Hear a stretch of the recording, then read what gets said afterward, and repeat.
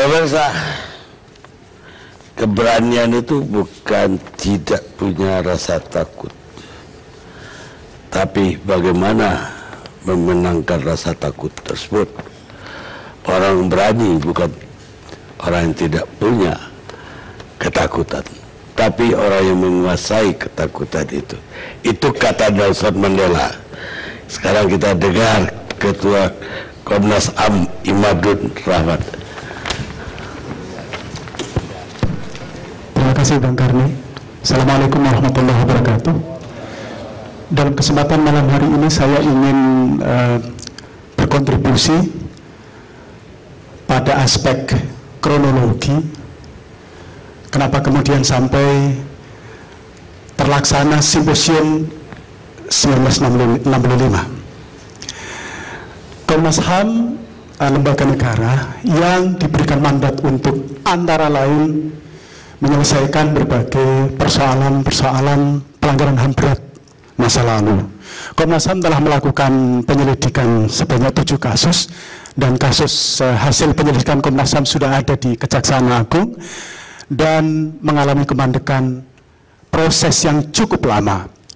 Kami menilai bahwa belum ada kesiapan atau belum ada kecukupan dukungan politik atau politik di tingkat nasional untuk proses dengan cara pro-judisial atau melalui pendekatan penegakan hukum melalui Undang-Undang 26 tahun 2000 tentang pengadilan HAM.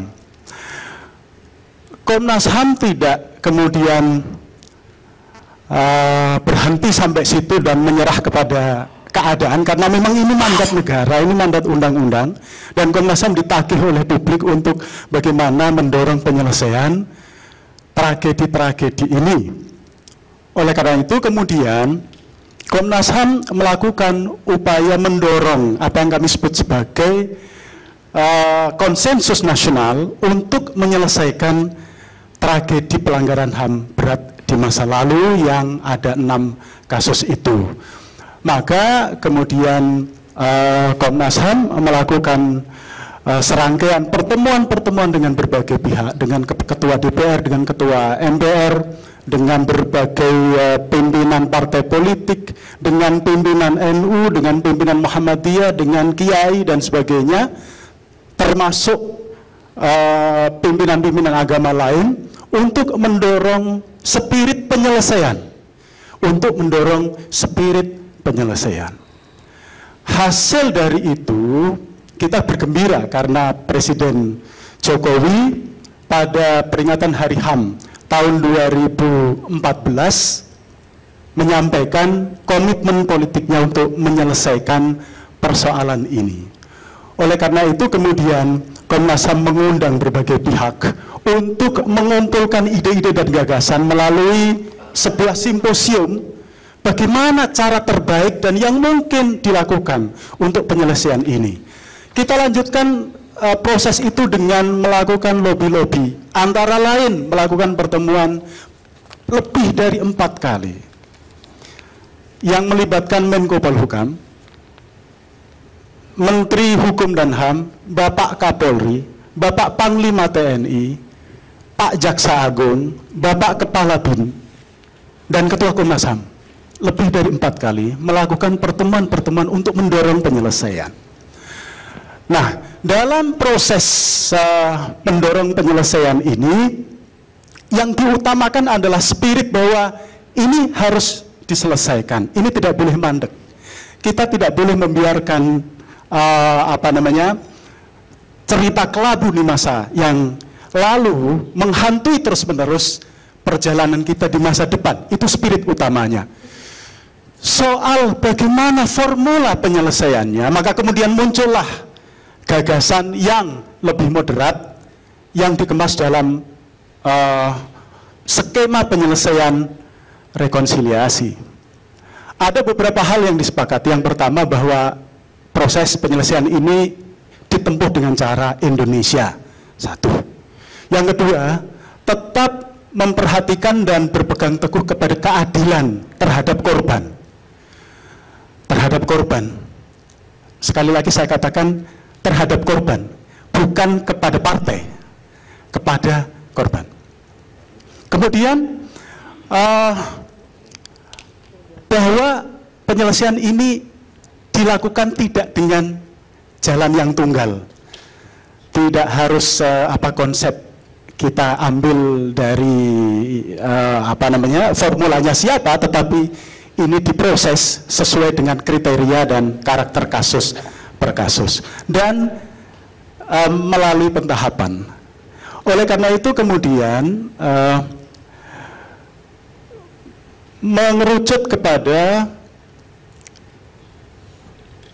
pilihan yang waktu itu diputuskan di dalam pertemuan yang juga dihadiri 7 pimpinan lembaga yang tadi saya sebut di kantor Menko Polhukam, dan kemudian menugaskan kepada Pak Agus untuk memulai langkah awal sekali dengan melakukan simposium, langkah kecil dalam rangka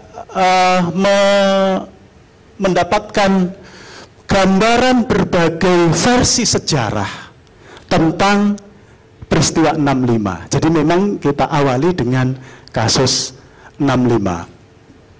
Dan spiritnya, Bung Karni, adalah bagaimana ini diselesaikan dengan rekonsiliasi. Oleh karena itu spirit rekonsiliasi yang tadi disampaikan oleh Pak Agus seharusnya menjadi spirit kita semua. Artinya tidak kemudian agak menyimpang dari spirit itu. Saya memang agak terkaget-kaget juga dengan perintah dari Presiden ya kepada Kapolri dan juga kepada Panglima TNI untuk melakukan penegakan hukum dalam suasana yang kami pahami sedang menuju kepada konsensus nasional rekonsiliasi. Nah, seharusnya suasana yang dibangun lebih ke suasana friendship ya, persahabatan, saling terbuka dan mengembangkan suasana yang lebih demokratis, sehingga upaya untuk menyelesaikan cara Indonesia ini bisa didorong dan bisa mencapai hasil, sehingga kita sebagai bangsa bisa segera mengakhiri beban sejarah ini dengan lebih cepat, ya, tanpa memunculkan problem-problem baru. Nah, yang sangat kami sayangkan adalah bahwa perintah dari Kapolri dan juga dari Panglima TNI tidak disertai dengan juklak dan juknis yang memadai, guidance yang memadai, sehingga yang kami tangkap apa yang terjadi di lapangan kemudian adalah apa yang tadi disampaikan oleh kawan-kawan, di mana satu, implementasi dari penegakan hukum itu menjadi tercerabut dari spirit demokratisasinya